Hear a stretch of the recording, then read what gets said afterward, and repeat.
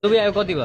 3 महिना भयो। 3 महिना भयो। अनि के कसो भएको छ यहाँ? मसँग यस्तो भयो, म कम्पनीमा काम गर्दाखेरि अँ अनि 2.5 महिनाको स्यालेरी दिएन, अँ अनि आइडी पनि दिएन। अनि त्यो एउटा पाकिस्तानीले मलाई भन्यो कि म तिमीलाई घर पठाइदिन्छु, अनि 2 दिनमा पठाइदिन्छु। 2 दिनमा। अनि के गरेपछि? म कम्पनी छोडेर आयो अनि घरबाट पैसा ट्रान्सफर गरायो त्यो पाकिस्तानीको एकाउन्टमा। ओके। अनि त्यो पाकिस्तानीले 10 दिन मलाई राख्यो आफ्नो रुममा, अनि राखेर अनि मलाई साउदी बर्डरमा छोडिदियो। हामी 3 जनालाई छोड्यो। अनि म त कसरी म हिँडेर पैदल हिँडेर आयो 5 दिनपछि। अनि त्यो 2 जना त्यहीँ फसेछ मैले। नेपाल घर कहाँ अरे? नेपाल घर कपिल बस्तु। कपिल बस्तु होइन? त्यसमा अरू पनि मान्छे त्यहाँ फसेका छन्। त्यहाँ मान्छे त बहुत धेरै फसेछ।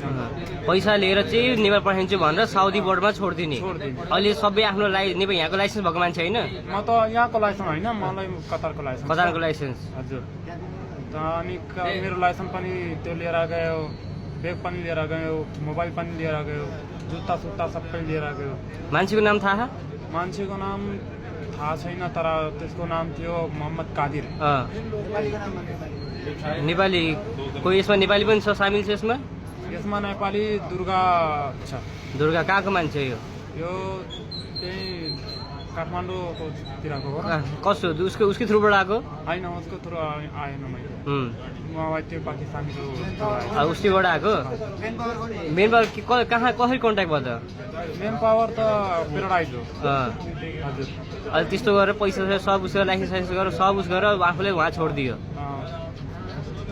होइन, म घरबाट आएको, त्यो प्याराडाइजबाट आएको मैले। अनि प्याराडाइजले भनेको थियो कम्पनी हो, अनि कम्पनी होइन, त्यो सप्लाई कम्पनी हो। सप्लाई कम्पनी भन्दाखेरि म त आउने होइन, तर कम्पनी भनेको मलाई यहाँ त पठाएको। अनि त्यो कम्पनी होइन, त्यो सप्लाई हो।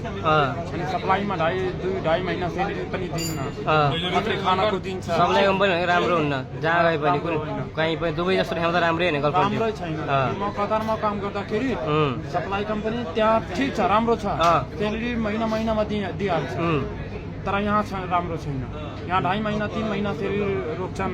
अनि म घरबाट पैसा लगाएर आएको छु, अनि घरमा पैसा पठाउनु पर्छ नि। 2.5 महिना 3 महिना पैसा दिँदैन भने त कसरी